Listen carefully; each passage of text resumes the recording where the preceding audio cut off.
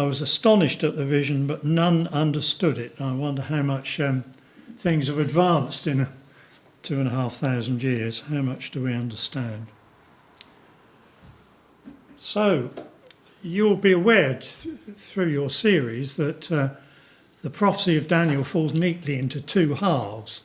The first 6 chapters or so are concerned with the visions of the Chaldean kings, Nebuchadnezzar and Belshazzar, and the interaction of those monarchs with the Jewish captives in Babylon.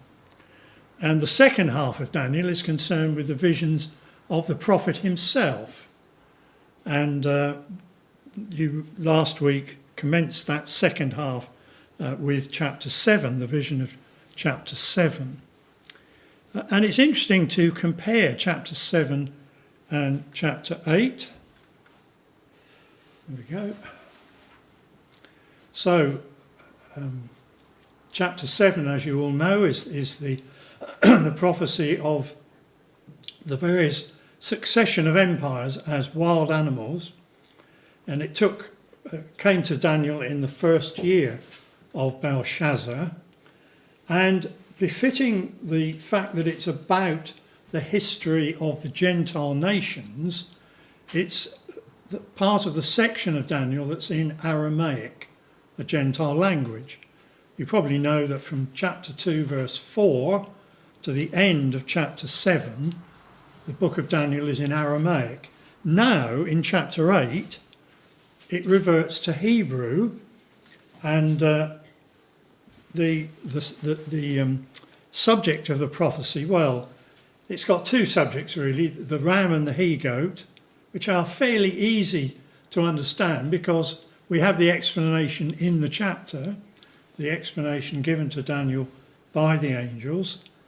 It's just 2 years after the previous vision, and it's in the Hebrew language.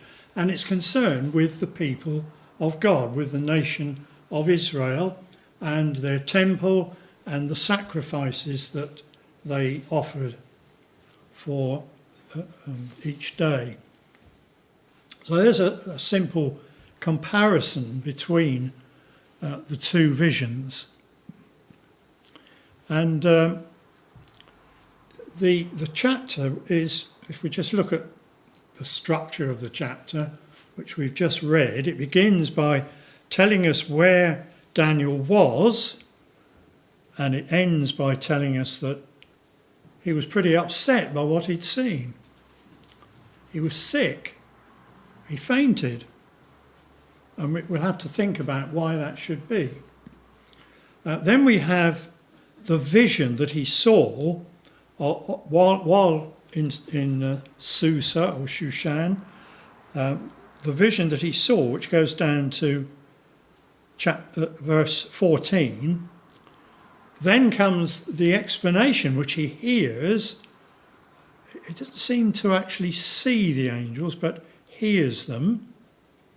And they explain what he's been seeing. And then the close of the chapter, as I've said. So the chapter's bracketed by Daniel's personal experience, and then we have those 2 main sections.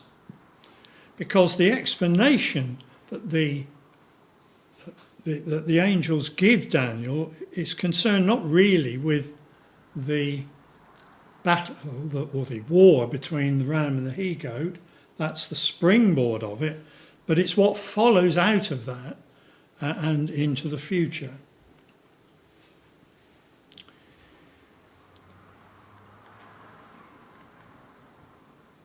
So let's just think about what Daniel tells us about himself. Verse 2, I saw in a vision, and it came to pass when I saw that I was at Shushan, or Susa, in the palace, which is in the province of Elam. Of course, as we know, the Jews are in exile, the 70-year exile in Babylon. This vision comes to Daniel just 11 years before the end of Babylon, or at least as an independent state.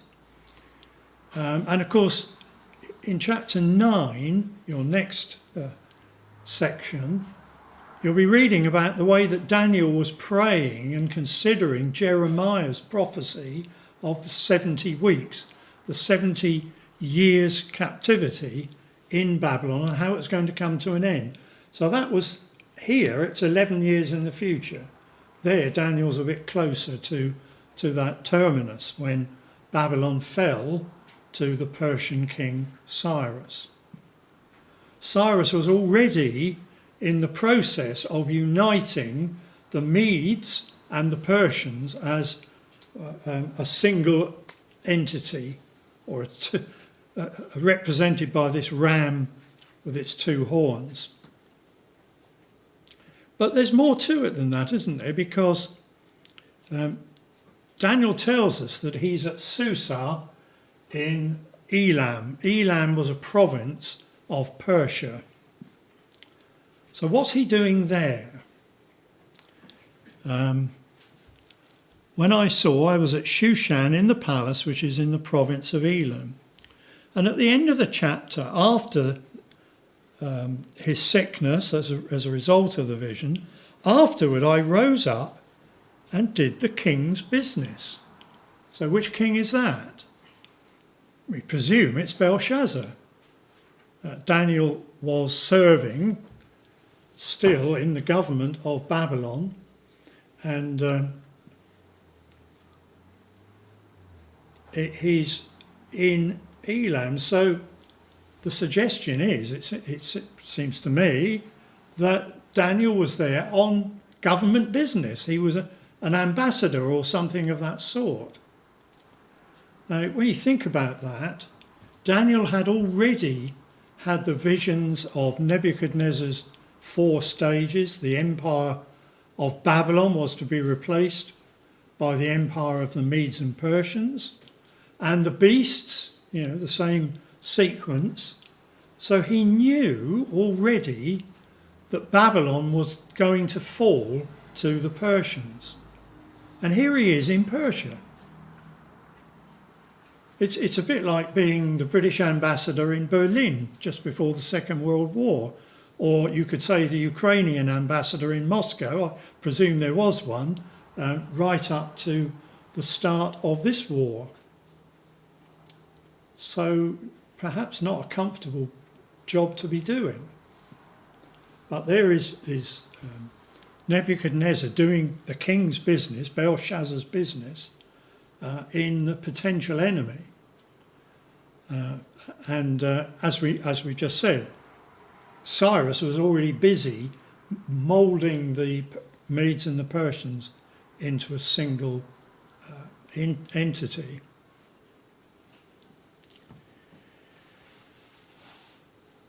So the first part then of Daniel's vision commences in verse 3, and he sees this ram with 2 horns, and its horns were high.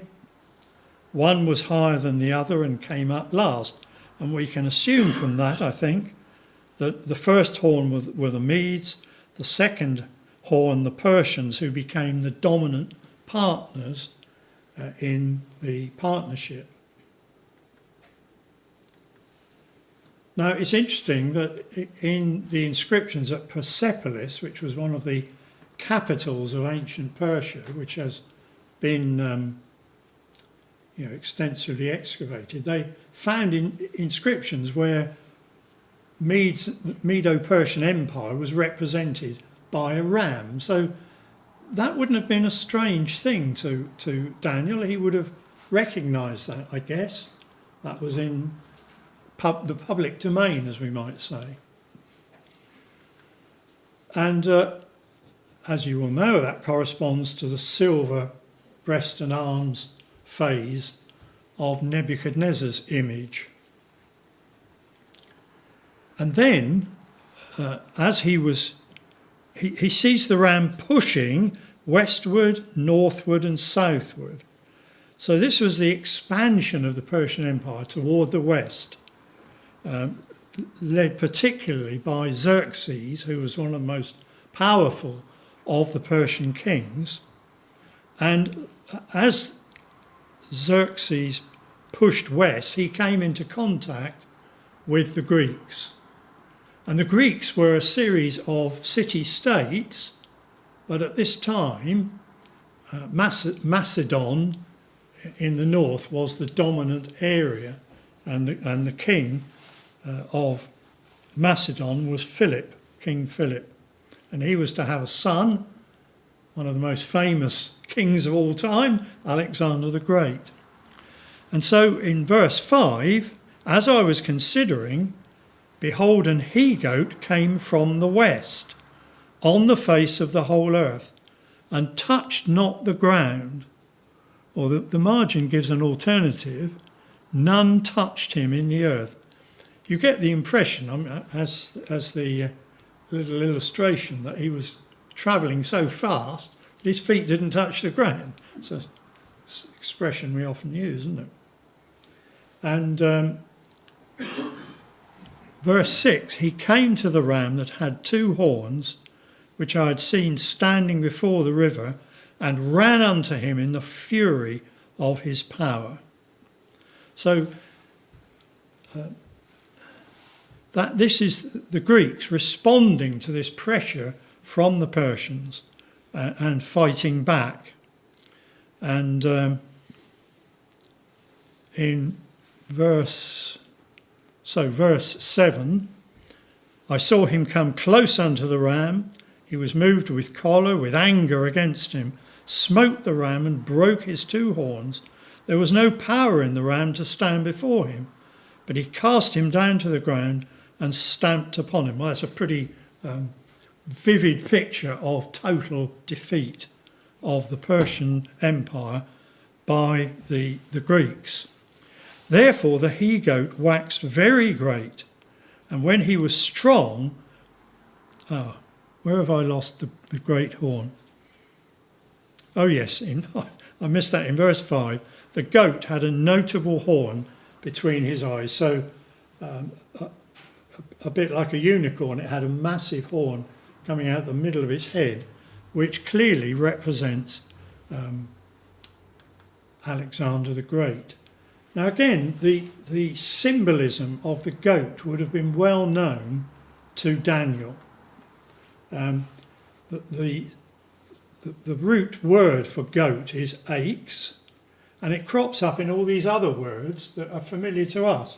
Aegeus was one of the kings of Greece. The Aegean Sea, which surrounds Greece.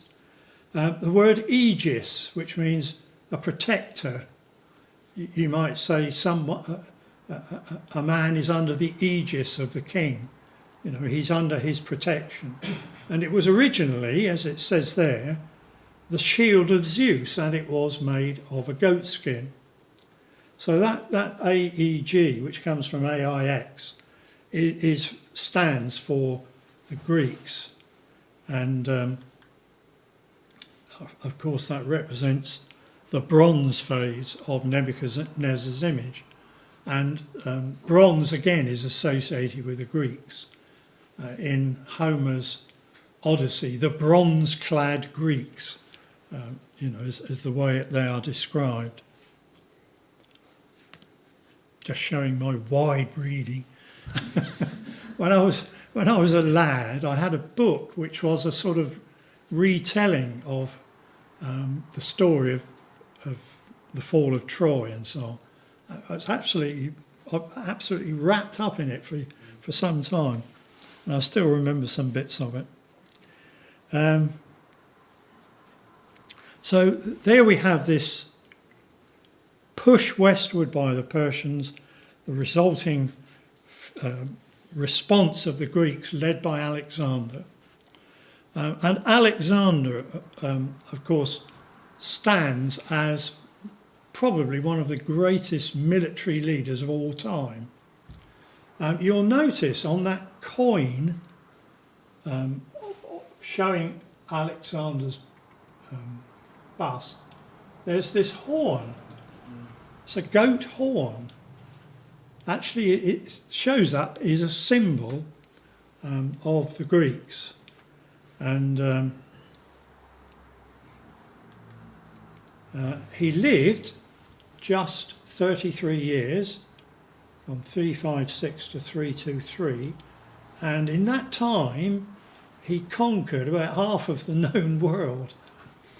Of course, for Daniel, this is all 200 years or so in the future. This battle between the goat and the ram. He was undoubtedly a military genius. I don't think he ever lost a battle, and he fought an awful lot of them. But he was also a tyrant. He once, probably in a drunken rage, killed his best friend. And nations or cities that bowed to him, he was quite merciful to, and that actually included Jerusalem. But any city which resisted him, then he was utterly ruthless. And his great aim, I think I'm right in this, that his tutor was Aristotle, and he imbued him with the value of Greek culture, the Greek language, and Alexander was determined to export that to the rest of the world, and he was extremely successful in doing so. You probably know that the word barbarian was the Greeks' word for anyone who didn't speak Greek. If you couldn't speak Greek, you were a barbarian. That's where the word comes from. I guess it's sort of bar, it's a mockery of other languages which weren't Greek. And of course, as a result, our New Testament was written in Greek. The language became, as English is today, the lingua franca, the language which so many people used as a second language so that they could all communicate. Even in the European Union, they still use English as a general language, although the French would love them not to. So what about Alexander's conquests then?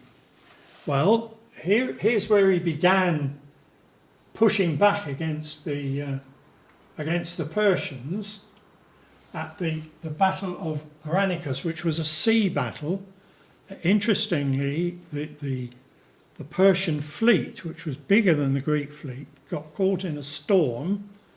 How often we read of that in history, where the angels play a significant role. Brother Tony Benson's book, Stormy Winds Fulfilling His Word. And the Persians were defeated, and so Alexander crossed into Asia Minor and began pushing them back. And one of the key battles was at Issus, an easy date to remember, 333 BC. So he defeated Darius there, and then he headed south, and we've all heard talks on Tyre, the way that Nebuchadnezzar had tried to capture Tyre and failed because the Phoenicians had gone offshore and rebuilt their city on an island, and Alexander's genius was to take the rubble from the old city and build a causeway out to the island and defeat the Tyrians.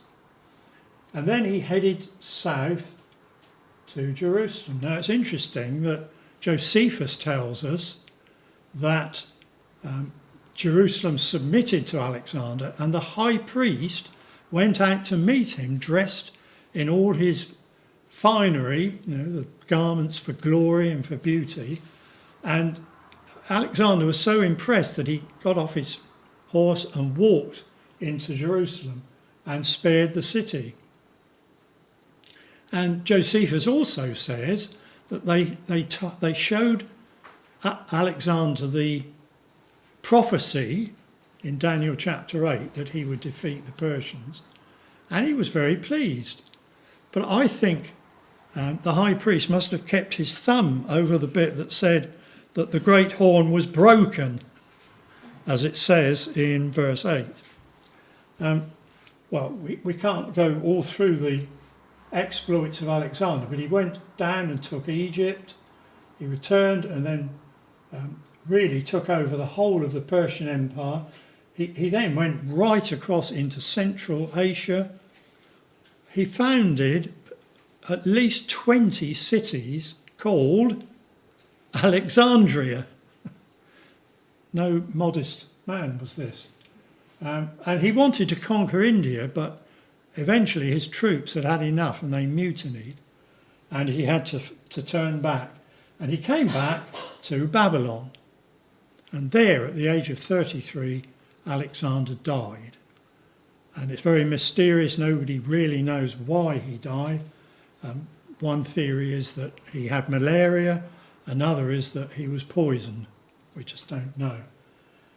And you will know then that, as it tells us, that 4 notable ones, verse 8, stood up in his place. 4 of his generals began scrapping to take over the empire. And it was a civil war, a Greek civil war, which lasted 20 years before eventually the system was settled. And Ptolemy, who was one of his favourite generals, grabbed the body and took the body down and probably buried it in Alexandria in a great tomb with clear walls so that you could see the hero. Nobody knows what happened to it, except that probably that part of the city is now underneath the Mediterranean.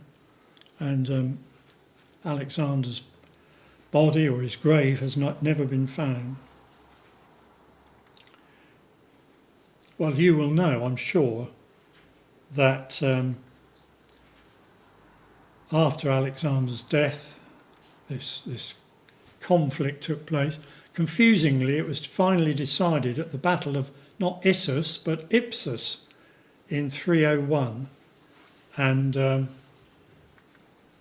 you have those 4 kingdoms, 2 of them essentially dividing up Greece between Macedon and Thrace, and then the other 2, the bigger chunks, were up by Seleucus in the north, becomes the king of the north, and Ptolemy in Egypt.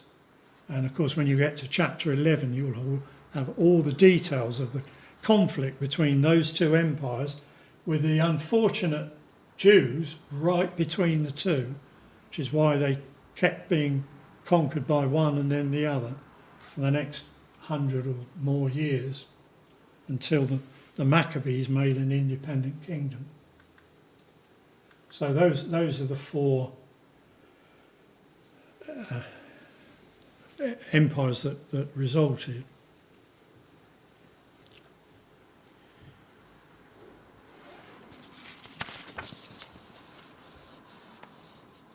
Now, so far, we have seen that's all really quite easy to understand, because we're given the explanation of it by the angels. In verse 20, the ram is Media-Persia. Verse 21, the rough goat is the king of Greece. Verse 22, that being broken, where 4 stood up for it, 4 kingdoms shall stand out of the nation, but not in his power. So that's all explained for us by the angels, who are described, as we shall see, in verse 13. But now, of course, it's what follows that is really more significant. What all that told Daniel was what he already really knew, that the Empire of Babylon was going to be defeated by the Persians, but that the Persians wouldn't last so long, because they were in turn going to be defeated by the Greeks in a couple of 100 years' time. But it's this what follows out of it. Verse 9. Out of one of these 4 notable horns came forth a little horn, which waxed exceeding great toward the south and toward the east, and toward the pleasant land, which we would assume to be the Holy Land. and it waxed great. So it's a little horn to start with, but it grows great, even to the host of heaven, and cast down some of the host and of the stars to the ground and stamped upon them. And I think we can assume that that's talking about the people of God, the nation of Israel. Verse 11, he magnified himself even to the prince of the host, and by him the daily sacrifice was taken away, and the place of his sanctuary was cast down. So that really identifies it, doesn't it? Now, the daily sacrifice, which was established by the law of Moses, was the sacrifice of a lamb in the morning, a lamb in the evening, every day, as a perpetual reminder of their need for forgiveness, of God's care for them and concern for them. That daily sacrifice was taken away. Well, as virtually all the commentaries will tell you, that this prophecy was fulfilled by this Seleucid king in the sequence of kings, Antiochus IV Epiphanes. Epiphanes means something like the shining light.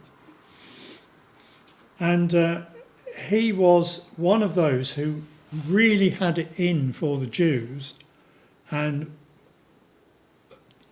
oppressed them terribly. And in the 168 BC, he stopped the daily sacrifice in the temple.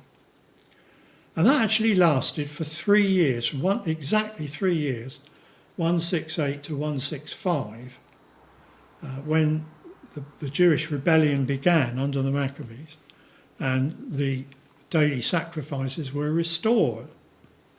So it's at the best, it's a sort of preliminary fulfillment, because the sacrifice wasn't taken away for a long time. Well, who did take the sacrifice away for a long time? As you will know, of course, it was the power of Rome. The fourth beast, the fourth iron stage of Nebuchadnezzar's image, a great and terrible beast, foretold by Moses in Deuteronomy. We won't go there now for time, but in the chapter of the blessings and cursings, this nation which would come from afar and would take over and oppress the people of Israel for their faithlessness. And of course, eventually, as we know, in 70 AD, the temple was burnt to the ground, and that did finish the daily sacrifice, and it's never been restored to this day. And we read in verse 12 that it cast down the truth to the ground and practiced and prospered. So now we get the section where Daniel receives the information from these two angels. Well, they're referred to here as saints or holy ones. I heard one holy one speaking, and another holy one said unto that certain one, you notice saint isn't there the second time, which spake, how long shall be the vision? Well, of course, we always want to know how long. You know, how long is this going to last? Now, we can work out who the first one saint was, because in verse 16 he's referred to as Gabriel. So one of these two angels is Gabriel. And the other one, if you're using the AV, you'll see against, in verse 13, that certain, margin says Palmoni. Now, Palmoni is a name derived from two Hebrew words, Pali, meaning wonderful, and Mene, meaning numbered. You remember Belshazzar's vision Mene, mene, tekel, upharsin. Mene, numbered.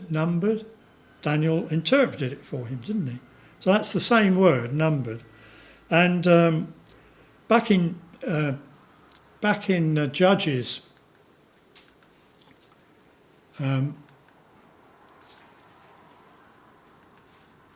chapter 13, we won't go there, but that's when Manoah and his wife, parents of Samson, saw the angel, who they prepared meat for him, and he burnt and went up in the flames. And Manoah said, what's your name? And he said, why do you ask my name, seeing it is wonderful? Pali, same word. So put those together, Pali and Mene, and you get wonderful numberer. Now it's interesting that what this wonderful numberer talks about is numbers. So in verse 13, Gabriel says to Palmoni, when you interpret it, how long shall be the vision concerning the daily sacrifice and the transgression of desolation, to give both the sanctuary and the host, the people, to be trodden underfoot? So it's made quite clear, I should have said in verse 12, this happens by reason of transgression. And that transgression is the transgression of the people of Israel, the Jews. Their transgression results in this oppression, the sanctuary and the people trodden underfoot. And so Palmoni answers, unto 2,300 days, margin, evening, morning. Then shall the sanctuary be cleansed, or margin, be justified, be made right again. So here is a prophecy about how long the sanctuary in Jerusalem and the people of God would be oppressed into the future. 2,300 evening mornings. And I think it's expressed as evening mornings to reflect what we've already seen, that the sacrifice was made every morning, every evening. Now you could play around with that and say, well, if it's 2,300 altogether, perhaps it's 1,150 mornings and 1,150 evenings. You can try that. I don't think it gets you any further, because, to be honest, I've not read anything myself that convinces me that anyone really understands, and Daniel certainly didn't, did he? None understood it. Brother Thomas, took a reading which a few manuscripts, instead of 2,300, had 2,400. And that fitted in with his chronological scheme, which he called Chronicon Hebraicon. So he chose to use 2,400. None of the translations that I've consulted follows that.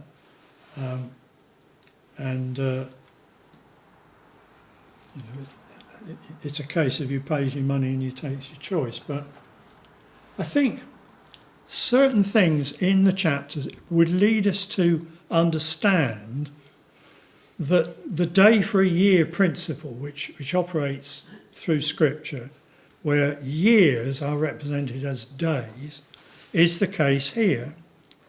That 2,300 days, each marked by a morning and evening sacrifice, would pass, i.e. 2,300 years, until, well, verse 17 says, understand, O man, for at the time of the end shall be the vision.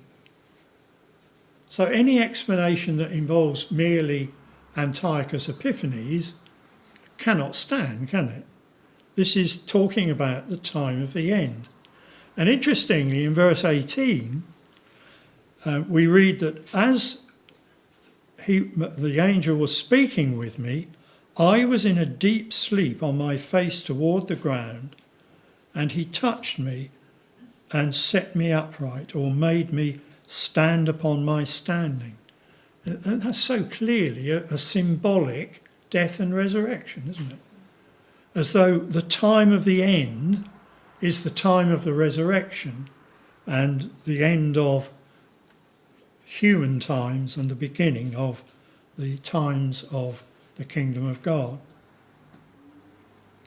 And verse 19, behold, I will make thee know what shall be the last end of the indignation, for at the time appointed the end shall be. So we get the impression of a very long period of time. And, well, we've seen that. I mean, that's our experience. There's been no temple for nearly 2,000 years coming up to, isn't it? In a decade or so. And, no, sorry, that's a bit too... by 2070, yeah, that'll be 2000.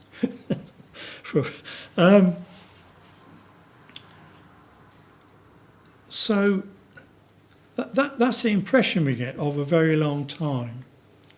Well, as with all these time periods in Scripture, that's the easy bit. The difficult bit is, where do you start? And you see, the angel gives Daniel no clue as to when this 2,300-year period started, or in his case, had it started. So if you say, well, we'll start with the chapters, the third year when Daniel had the vision, that's 550 BC. Well, 2,300 brings you to 1751. Nothing much important there, I would say. If you want to look a bit more, I mean, Brother James Carter in his book Times and Seasons gives you 8 possible starting times. Brother Thomas doesn't actually even try, which I think is quite interesting. Where the ram presses westward against Greece, so around 480. The first year of Alexander the Great, 336. Now that's starting to get into our time zone, isn't it? 1967, of course, the Six-Day War. The standing up of the 4 horns, which I said, after the death of Alexander and 20 years, was 301, brings you to around 2000. But that wasn't particularly significant of itself. It was the little horn that grew out of it that's interesting, and we're not told when that took place. Antiochus Epiphanes, well, his suppression of the daily sacrifice was 167 for 3 years. So that's starting to look a long way in the future. And of course, we all want it to be near to us. I mean, it's very interesting when you read the way Brother Thomas deals with time periods. Of course, he wanted it to be in his lifetime, and we want it to be in ours. But all we have is, at the time of the end shall be the vision. And Brother James Carter suggests that this restoration of this daily sacrifice and the building of the temple is after Christ's return anyway. Well, I don't know how you can really decide on that. But this is the most interesting part, really, and that's the last bit that the angel tells Daniel that, verse 23, in the latter time of their kingdom. Now that's essentially the Greek kingdom, but when we follow the Greeks down through history, I mean, the Roman Empire with its 2 legs, the Greeks were the eastern leg, And through history, that eastern side became associated with Russia. You know, the Greek Orthodox Church morphed into the Russian Orthodox Church. And of course, we know that the final manifestation of the King of the North is to be, well, as far as we can tell, it's to be Russia and its confederacy. So in the latter time of their kingdom, when the transgressors are come to the full, so that presumably is referring to the final resistance of Israel to God's will, a king of fierce countenance and understanding dark sentences shall stand up, and his power shall be mighty, but not by his own power. He shall destroy wonderfully, and shall prosper and practice, and shall destroy the mighty and the holy people. Just in the news at the moment sounds extraordinarily familiar, doesn't it? Through his policy he shall cause craft to prosper. He shall magnify himself in his heart. By peace or margin prosperity shall destroy many. And he shall also stand up against the Prince of Princes, but he shall be broken without hand. Well, all of that sounds like the final phase of the King of the North, and of course what we're told about Gog of the land of Magog in Ezekiel's prophecy. It's interesting, isn't it, that Ezekiel was prophesying in Babylon at this time, at this very time that Daniel is seeing these visions. I'm not saying to the very year, but at the same period, Ezekiel is prophesying in Babylon. Well, people are saying already, this must be Putin. I think we have to be very, very cautious to make identifications like that. We all live in our time. We all want these things to happen. And it's too easy to just look at the news today and say, well, that's fulfilling that.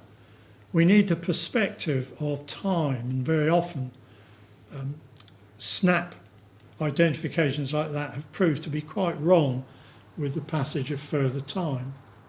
I mean, our brethren and sisters in the 1860s, 70s were convinced that Christ was coming then.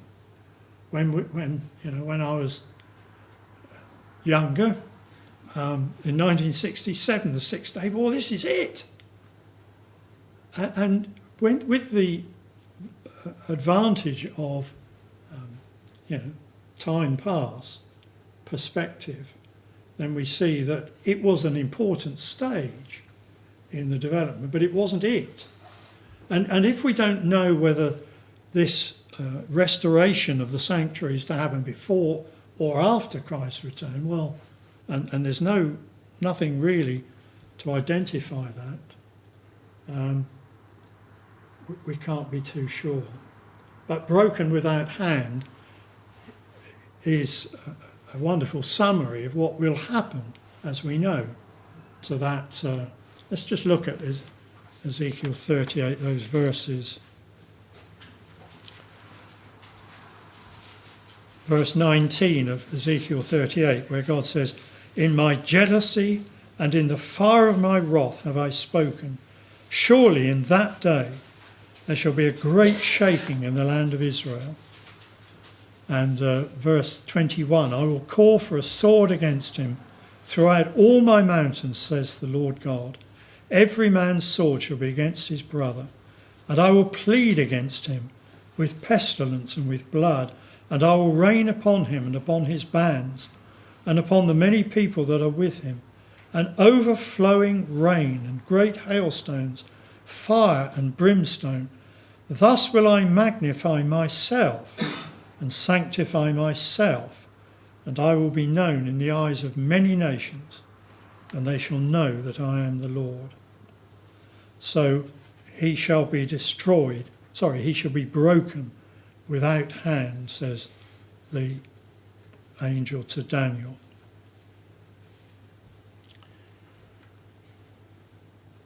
Well, just as an aside really, an interesting aside is, will the temple be rebuilt? Will Israel rebuild the temple? You may know that there is an organisation in Israel called the Temple Institute. These are just some words from their website. It's dedicated to all aspects of the divine commandment for Israel to build a house for God's presence, the Holy Temple on Mount Moriah in Jerusalem. And we hope that we can participate in the process that will lead to the Holy Temple becoming a reality once more.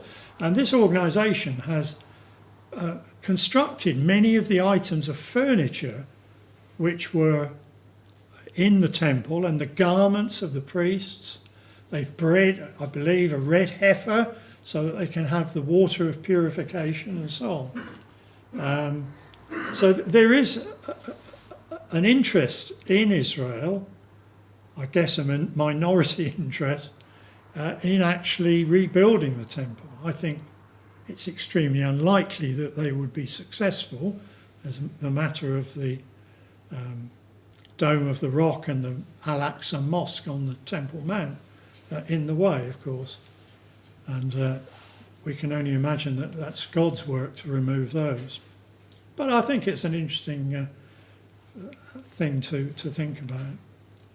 But we know that although the vision shall be for many days, that as chapter 12 says, when he shall have accomplished to scatter the power of the holy people, all these things shall be finished.